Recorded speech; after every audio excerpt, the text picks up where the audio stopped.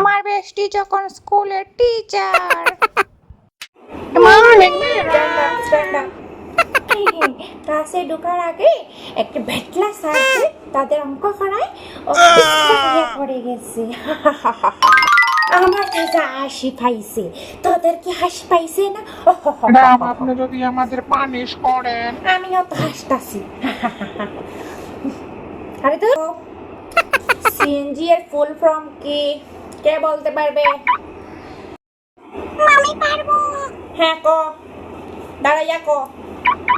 CNG মানে বাংলাদেশে যে সিএনজি গাড়ি এটা। কি? এটা হয় নাই, তোকে পানিশমেন্ট দেওয়া হবে, সবার সামনে মুরগা হতে হবে তোকে। ওকে, স্ট্যান্ড আপ। আমি তো শুনছি তোমাকে কি এক করলে চলে। আচ্ছা আচ্ছা, ভুল তো মানুষেরই হয়, ভুল না করলে শিখবি কেমনি? ভুল করার পরে তো শুদ্ধ হবে। ঠিক আছে ঠিক আছে, তোকে ক্ষমা করলাম, বস বস। কয়েকদিন পরে একটা বিজ্ঞানের স্যার আসবে, খুব হয়। কি? তোদের লজ্জা লাগে না এইসব কথা বলতে আমাকে? ছি ছি ছি ছি ছি, একজন গুরুজনকে নিয়ে এসব মন্তব্য করো? ছি ছি ছি ছি ছি। ওকে, এমনিতে বলতো কোন দিন আসবে তোদের স্যারটা? এমনি কইতাছি আর কি।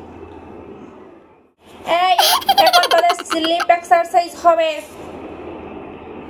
ঘুমা এখন তোরা সবাই।